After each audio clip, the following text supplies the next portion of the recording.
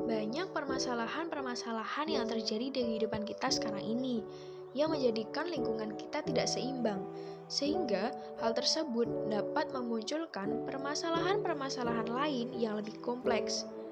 Contohnya saja, dalam artikel kejarmimpi.id menyatakan bahwa menurut Kementerian Lingkungan Hidup dan Kehutanan, setiap individu perharinya menghasilkan sampah lebih dari 0,7 kg per hari. Jika dikalkulasikan, produksi sampah nasional bahkan mencapai 175.000 ton perharinya. Coba bayangkan, sebanyak apa itu? Bahkan, sampah-sampah tersebut, terutama sampah plastik, terbawa ke lautan sehingga mencemari organisme laut.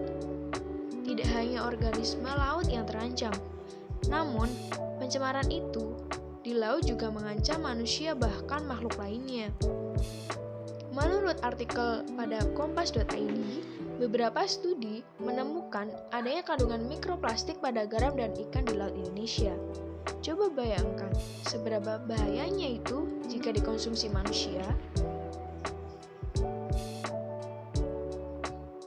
Selain itu, permasalahan-permasalahan lain yang terjadi yaitu penebangan atau pembalakan hutan secara liar yang menyebabkan kerusakan pada aspek kehidupan makhluk hidup. Terganggunya kehidupan satwa liar yang ada di hutan, contohnya saja harimau Sumatera dan juga orangutan. Serta hal tersebut dapat merusak kesuburan tanah. Dalam artikel merdeka.com, Direktur Pencegahan dan Pengamanan Hutan Ditjen Gakum Kementerian Lingkungan Hidup dan Kehutanan, Sustiono Iryono, menyatakan bahwa pembalakan liar yang terjadi di kawasan hutan, wilayah perbatasan Sumatera Selatan dan Jambi, dapat mengancam kepunahan harimau Sumatera. Beliau menjelaskan bahwa harimau Sumatera tinggal beberapa ratus ekor saja. Jika hutan sebagai habitatnya terus dirusak oleh penebangan pohon secara ilegal, maka akan mengancam keberadaan harimau dan satwa lainnya.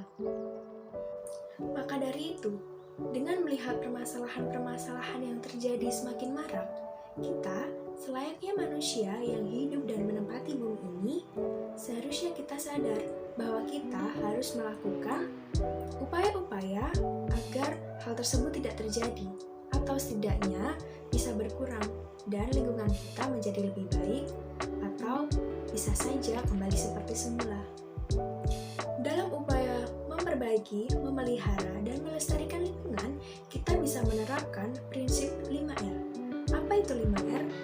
Yuk, mari kita mengenal 5R.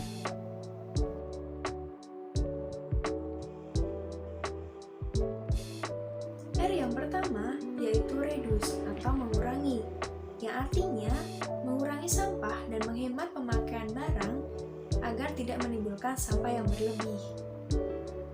Contohnya, mengurangi penggunaan barang yang tidak bisa didaur ulang, seperti mengganti kantong plastik sekali pakai menjadi kantong belanja yang dapat digunakan berulang-ulang kali. Kemudian, R yang kedua yaitu reuse atau penggunaan kembali, yang artinya menggunakan kembali sampah atau barang bekas yang bisa digunakan kembali. Contohnya, menggunakan botol bekas yang masih layak dipakai untuk dijadikan sebagai pot tanaman atau pot tumbuhan. Kemudian, R yang ketiga yaitu recycle atau mendaur ulang, yang artinya mendaur ulang sampah yang dapat diolah menjadi sebuah produk.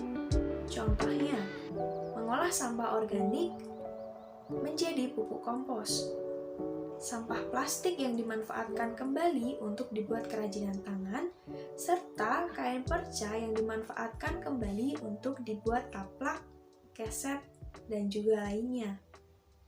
R yang keempat yaitu replace atau penggantian, yang artinya menggantikan pemakaian suatu barang atau memakai barang alternatif yang sifatnya lebih ramah lingkungan dan dapat digunakan kembali.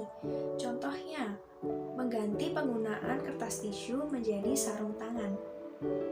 Dan yang terakhir yaitu replay atau penanaman kembali, yang artinya menanam kembali tumbuhan di sekitar kita yang bertujuan untuk penghijauan. Tolong selamatkan prinsip 5R. Terima kasih.